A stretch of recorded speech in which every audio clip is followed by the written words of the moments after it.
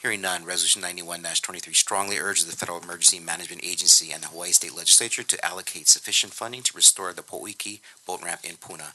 Introduce Ms. Kirkowitz. We're coming up on the 5th anniversary of the eruption in May, and my heart continues to break for my community.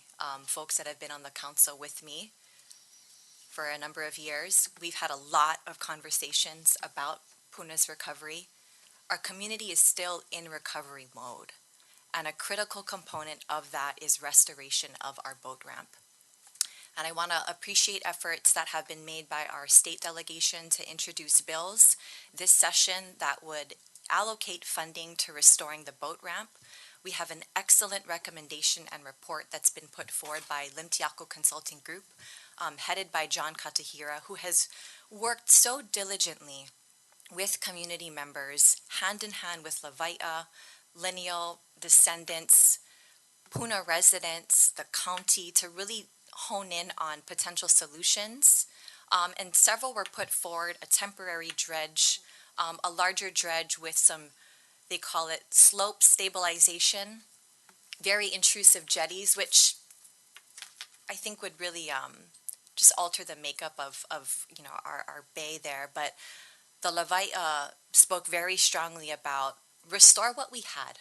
The boat ramp is still there, and the commitment by the county to restore Pohoiki Road, it just makes sense for us to invest our time and energy in restoring the bay to pre-eruption conditions. Geologically, we know that since the end of the eruption in 2018, the majority of the sand in Pohoiki Bay, 94% of its current extent, was deposited by mid-2019. In the 3 following years, the breach grew only in the central section, expanding in width by only 20%, while showing no change at its northern and southern ends. These rough estimates are from Sea Engineering's presented map of surveyed beach crust locations, and they suggest the sediment accumulation rate is dramatically lower today, and it could be comparable to rates calculated for other harbors statewide, where maintenance dredging has already been established as acceptable. Looking further to the area's lessons over time, this area previously hosted sand and cobble beaches evident in maps from the 1890s and old photographs from Land and Museum archives. However, much of that coastline has subsided due to movement of the Kilauea South Flank, which rapidly occurred in the 1924 seismic crisis, as well as 75 earthquake, and more slowly in between. In essence, the net effect over the last 130 years has been removal of sand from the area, and we may just be accelerating a natural process. And I'll conclude there. Mahalo. It's been a long road. We've been working on this thing for 4.5 years, trying to get it, the ramp reopened. Lots of holdups along the way. Really appreciate John Katahira of Limitco Consulting. He really stepped into this thing, into just complete madness, and helped us get us to this point where we have a plan, and we're now just looking for the funds to be able to acquire it. There's a 75% reimbursement on this money, so the state's going to be out. They're asking for $40 million. The state will be out 10. To get reimbursed for 30. I know this project. It's not your Kuleana. It's states. It's Army Corps of Engineers, stuff like that. But the revitalized Pohoiki project, that is, and without the boat ramp, revitalizing Pohoiki, it doesn't exist. Bills at the ledge have stalled, and I've been asked to make sure that our legislators know that this is a very important project for Puna and our Hawaii Island community. We want our icebox back. We really do.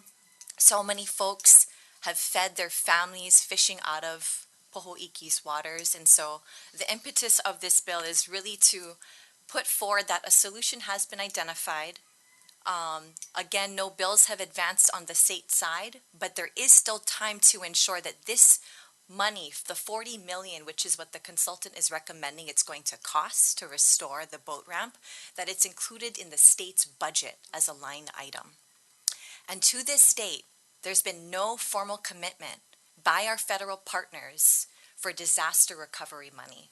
But there's still time, and I think now is the time to act with a sense of urgency, considering a proposal has been put forward. And so I just would like to ask my colleagues to kindly consider supporting this resolution. I appreciate everybody that's come out to testify. I think a couple of our testifiers hit the nail on the head when they said, folks aren't coming out because they're tired.